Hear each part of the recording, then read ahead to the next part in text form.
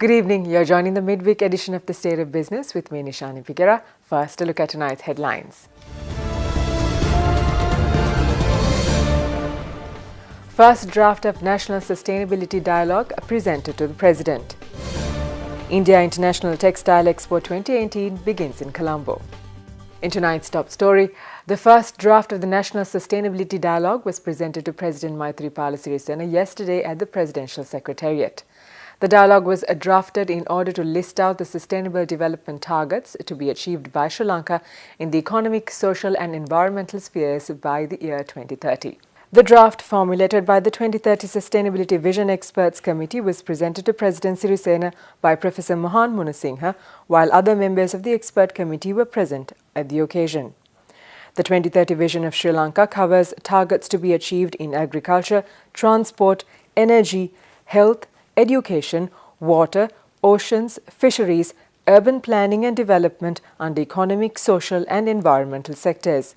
This is the first time such a draft for a national sustainability dialogue has been formulated, and the government expects to hold a nationwide debate on the draft. The India International Textile Expo 2018, a three-day event showcasing textiles of India, began in Colombo today. The event was organized by the Powerloom Development and Export Promotion Council in order to promote the overall growth and export of the powerloom sector in India. Approximately 45 Indian fabric manufacturers and exporters participated in this event to display a variety of apparel fabrics, woven, knitted and non-woven, made-ups, home textiles, traditional items, etc. With the growth in the Sri Lankan apparel industry and the high demand for quality fabric and textiles, this event will be an ideal opportunity for all manufacturers in the apparel industry to source the best of powerloom textiles under one roof. We are in a position to increase our production, go into new technology, and also the international environment, both in India and in the other global community,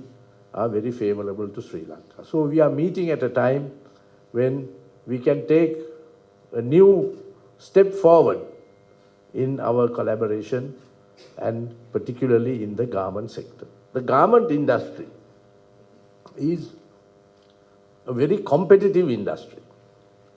If you take our region, there is strong competition. There's new competition from emerging countries.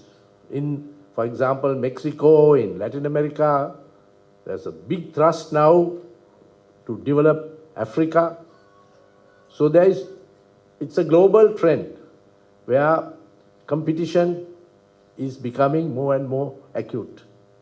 So manufacturers look for preferential tariffs, for better value in purchasing raw material, better marketing. So in that context of strong competition, which of course is very good, because the product cannot go to higher levels unless you have competition. In that, cooperation also becomes very important. So as was mentioned by several speakers here, Sri Lanka will be able to source quite a lot of its fabric from India for several reasons. We have international obligations which help us to work closely with India. The product in India is also improving, both in quantity and quality. So in the coming years, we will be able to work together. Speaking further, the Minister of Special Assignment, Dr. Sarath Amanugama, had this to say regarding the progression of the apparel industry in the country. This is basically a consumer-oriented industry. And we have to now catch up with the sort of structures which exist in this industry, which is linked to the demand.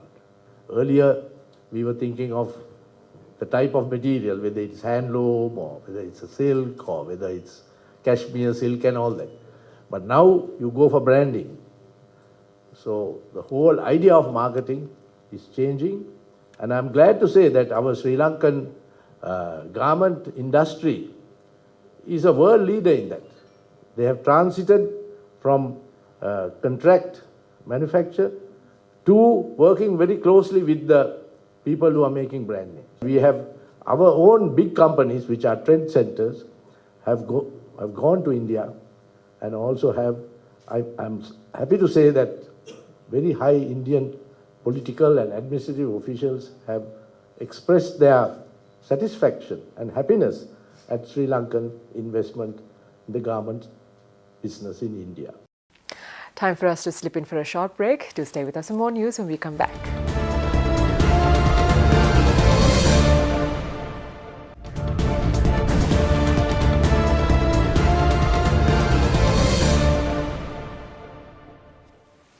Welcome back. You're watching The State of Business. The Minister of Transport and Civil Aviation, Nimal Siripala de Silva, highlighted the measures that will be executed by the government in order to reduce congestion taking place at airports. Minister de Silva expressed these views during the reopening of the coffee bean and tea leaf store at the Bandaranaike International Airport. Minister Nimal Siripala de Silva was the chief guest during the occasion.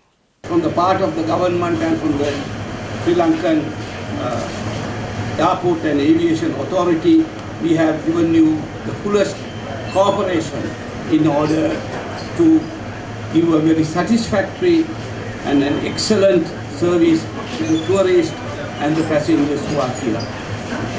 And we have a long-term plan. We wanted to have the second terminal in order to reduce the congestion here, but we had certain problems with the JICA and the Japanese government because they have taken so long to finalize the contract. I have taken certain short-term measures in order to ensure that there is no congestion in another 1 year's time. Now we have called for open worldwide tenders for a temporary terminal which will last at least 10 years. So therefore, within another 1 year, you will get another temporary terminal while the permanent terminal is being built. It will take about 3 to 4 years, and we are giving all the efforts to ensure that the permanent terminal is built as soon as possible. So we have taken into consideration the facilities which has to be provided to the passengers. I think we have refurbished the toilets and other facilities which are needed to the tourists and the passengers who are coming here, and we are thankful to the airlines which shows a very great interest to come to Sri Lanka. Speaking further, Minister De Silva stated that the private sector needs to give its fullest support to the government in order to make Sri Lanka a globally competitive player. We are trying to build the Vatpalana Airport, Inguragoda Airport, and some other domestic airport which could serve the internal flights as well as private jets. So we have a plan and our aviation policy has been formulated and it is in the public domain now. So therefore, Sri Lanka, we are very interested about the safety of the aircraft, passengers, etc. And at the same time, we need the cooperation of immigration, customs, private sector, and all the entrepreneurs who are here. The private sector establishment also has a great deal, a great work to do because their employees must be trained well for their courtesy and for their communication and how they dress, how they talk and how they serve. All these things are very much necessary.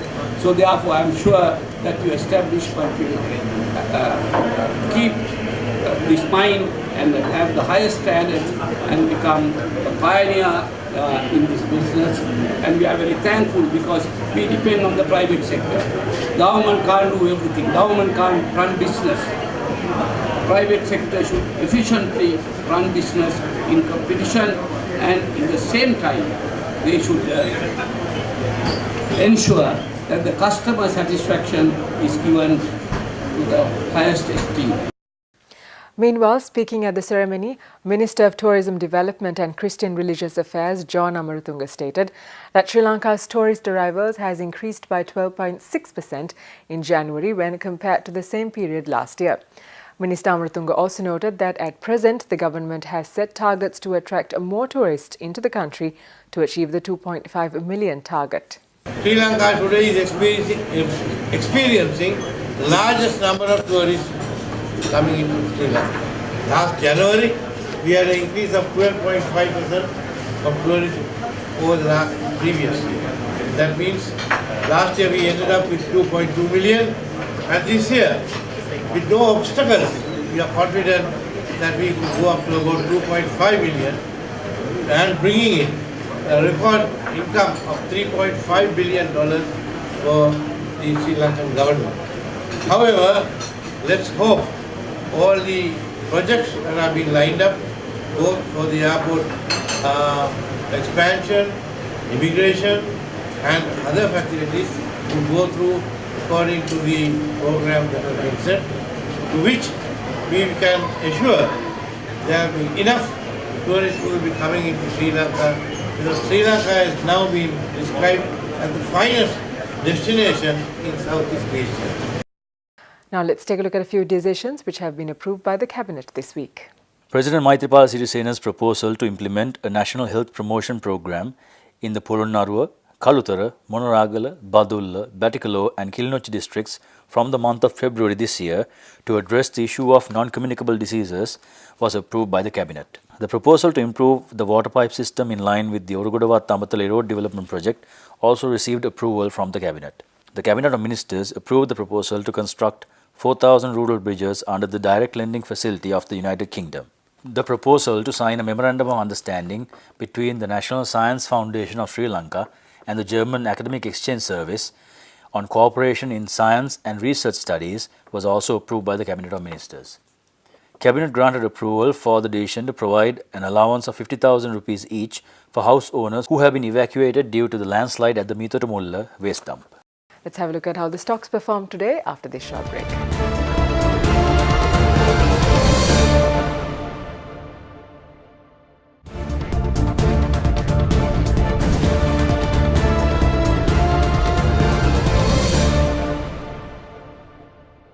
Welcome back to the show. Trading at the Colombo Stock Exchange ended on a positive note today. The all share price index gained 20.89 points to close at 6,598.73, and the S&P SL20 gained 20.8 points to close at 3,735.55. Turnover was 829.3 million rupees and 31.2 million shares were traded. Up next are the day's forex rates.